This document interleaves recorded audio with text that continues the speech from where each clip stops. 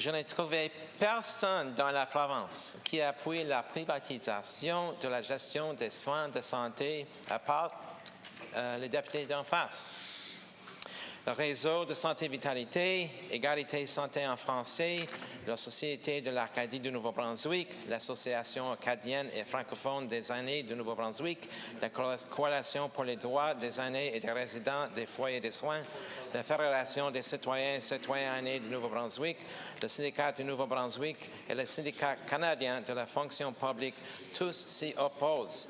Est-ce que le ministre de la Santé va renverser sa décision de retirer au réseau Vitalité et Horizon la gestion du personnel infirmier de l'extramural pour le remettre à Madavi? The Honourable Minister of Health.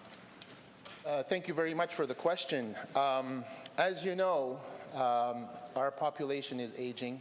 We have the oldest population in Canada, our province of New Brunswick, and it's not going to get better. There's going to be a larger aging population in the future. If we look at the numbers, we know that in the past 15 years, the population of New Brunswick has grown by 2%, while the population of the 65-year-old and older has grown by 15%, and that is not going to change in the next 15 years. In fact, the projections are in the next 15 years, the population will grow by 1%, and the population of the 65-year-old and older will still grow by 50%, so we need to be ready. I want to mention here that we do have some support for this initiative.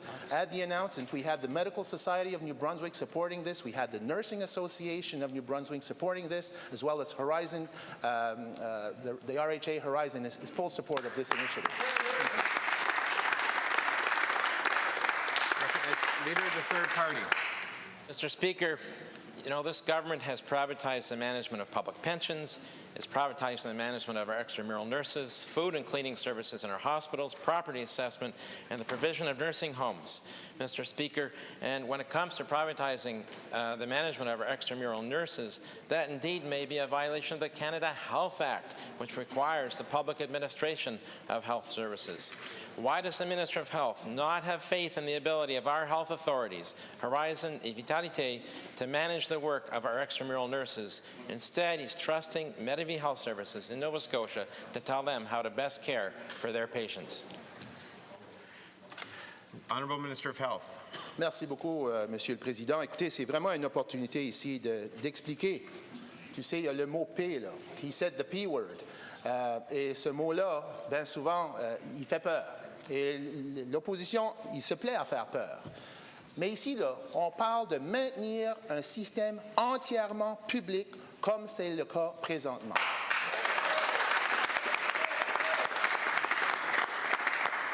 Il s'agit ici tout simplement de créer une autre entité complètement publique, comme c'est le cas déjà avec Ambulance Nouveau-Brunswick.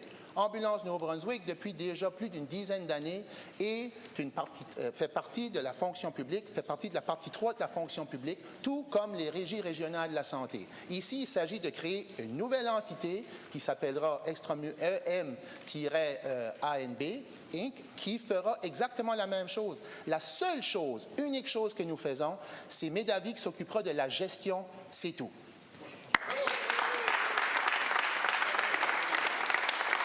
Leader of the third party. Mr. Speaker, I'm well aware of the secrecy surrounding the management of Ambulance New Brunswick by Madavi.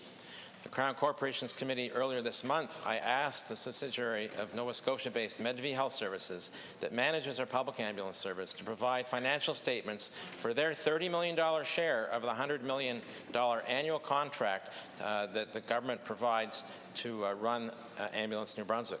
The CEO of Madavi's local subsidiary, who is also the CEO of Ambulance New Brunswick, refused to release those financial statements to the committee, and recently I was told by a representative of the Board of Directors for Ambulance New Brunswick, they do not even see Madavi's financial statements. Now, the minister intends to eliminate the accountability for the tens of millions of dollars we're going to pay to Madavi every year to manage our extramural health services. Why does the minister want to hide how our tax dollars are being spent on health care? The Honourable Minister of Health. Thank you again for the member of the third party for the question. You know, Madavi is a fantastic organization.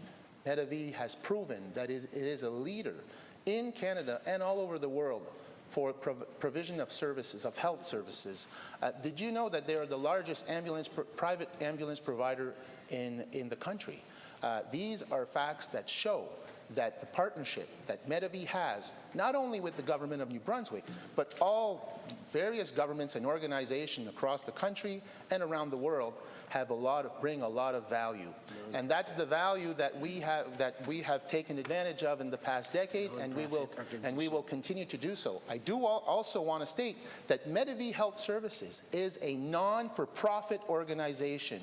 There are no shareholders and there are no dividends with this organization. And it's a purely New Brunswick. Their head offices are here in New Brunswick, and we are happy to work with them.